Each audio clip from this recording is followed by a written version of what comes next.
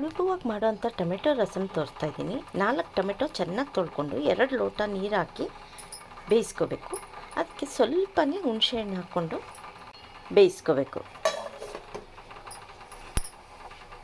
ಈಗ ಚೆನ್ನಾಗಿ ಟೊಮೆಟೊ ಬೆಂದಿರೋ ಟೊಮೆಟೊದು ಸ್ವಲ್ಪ ಸಿಪ್ಪೆ ಎಲ್ಲ ತಕ್ಕೊಂಡು ಹುಣಸೆಹಣ್ಣು ಟೊಮೆಟೊನ ಮಿಕ್ಸಿ ಮಾಡ್ಕೋಬೇಕು. 4 ಟೊಮೆಟೊ ಹಾಕಿದ್ದೆ, ಇದಿಷ್ಟು ಸ್ವಲ್ಪ ನುಣ್ಣಗೆ ಮಿಕ್ಸಿ ಮಾಡ್ಕೋಬೇಕು. ಈಗ ಬೇಯಿಸಿರೋದು ನೀರು ಇನ್ನೂ ಸ್ವಲ್ಪ ಇದೆಯಲ್ಲ, ಅದಕ್ಕೆ ಸ್ವಲ್ಪ ಅರಿಶಿನ, ಈಗ ಬೇಯಿಸಿರೋ ನೀರಿಗೆ ಅರಿಶಿನ ಹಾಕಿದ್ದೀನಿ. ಸ್ವಲ್ಪ ಒಂದು ಅರ್ಧ ಟೇಬಲ್ ಸ್ಪೂನಷ್ಟು ಮೆಣಸು ಪುಡಿ, ಜೀರಿಗೆ ಪುಡಿ, ಮೆಣಸು ಪುಡಿ, ಕರಿಬೇವು, ಕೊತ್ತಂಬರಿ ಸೊಪ್ಪು ಹಾಕ್ಕೊಂಡಿದ್ದೀನಿ. ಈಗ ಇದಕ್ಕೆ 1 ಸ್ಪೂನಷ್ಟು ನಿಮಗೆ ರುಚಿಗೆ ಎಷ್ಟು ಬೇಕೋ ಅಷ್ಟು ಉಪ್ಪು ಹಾಕಿ ಕಲಸಿಟ್ಕೊಳ್ಳಿ. ಈಗ ಬಾಣಲೆಯಲ್ಲಿ 1 ಸ್ಪೂನಷ್ಟು ಎಣ್ಣೆ ಹಾಕ್ಕೊಂಡು ಸಾಸಿವೆ, ಇದಕ್ಕೆ ಬೆಳ್ಳುಳ್ಳಿ ಎಷ್ಟು ಹಾಕಿದ್ರೂ ಚೆನ್ನಾಗಿರುತ್ತೆ. 1 ಬಟ್ಲಷ್ಟು ಬೆಳ್ಳುಳ್ಳಿ ತೊಗೊಂಡಿದ್ದೀನಿ ನಾನು.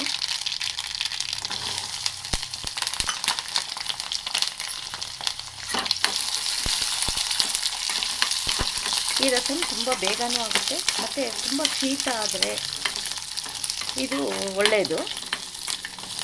ಆಮೇಲೆ ಅಜೀರ್ಣ ಶಕ್ತಿಗೂ ಈ ರಸಮ್ಮು ತುಂಬ ಒಳ್ಳೆಯದು, ಬೇಗನೂ ಆಗುತ್ತೆ, ರುಚಿಯಾಗೂ ಇರುತ್ತೆ. ಬೆಳ್ಳುಳ್ಳಿ 4-5 ಮೆಣಸಿನ್ಕಾಯಿ ತೊಗೊಂಡಿದ್ದೀನಿ. ನಿಮಗೆ ಖಾರ ಬೇಕು ಅಂದರೆ ಇನ್ನೂ 1-2 ಮೆಣಸಿನ್ಕಾಯಿ ತೊಗೊಳ್ಳಿ.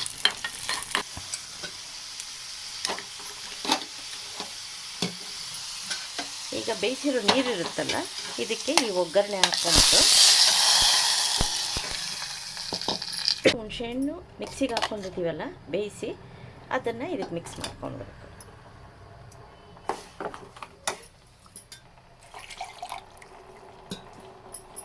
ಕಫ ಎಲ್ಲದಕ್ಕೂ ಒಳ್ಳೆಯದು ಈ ರಸಮ್ಮು. ಮಕ್ಕಳಿಗಂತೂ ಜೀರ್ಣಶಕ್ತಿಗೆ ತುಂಬ ಒಳ್ಳೆಯದು. ಇದು ಸ್ವಲ್ಪ ಕುದಿ ಬಂದರೆ ಆರಿಸ್ಬಿಡ್ಬೇಕು. ಇದು ತುಂಬ ಕುದಿಯೋಕ್ಕೆ ಬಿಡಬಾರ್ದು. ಉಕ್ಕು ಬರೋ ಅಷ್ಟೊತ್ತಿಗೆ ನೀವು ಸ್ಟವ್ ಆಫ್ ಮಾಡಿಬಿಟ್ರೆ ರಸಮ್ ರೆಡಿ. ಮುಂಚೆನೇ ಮಾಡಿಟ್ಕೊಳ್ಳಿ. ಒಂದು 10 ನಿಮಿಷ ಆದಮೇಲೆ ಇದು ಉಪ್ಪು ಖಾರ ಎಲ್ಲ ಕ್ಲೀನಾಗಿ ಇಳ್ಕೊಳ್ಳುತ್ತೆ.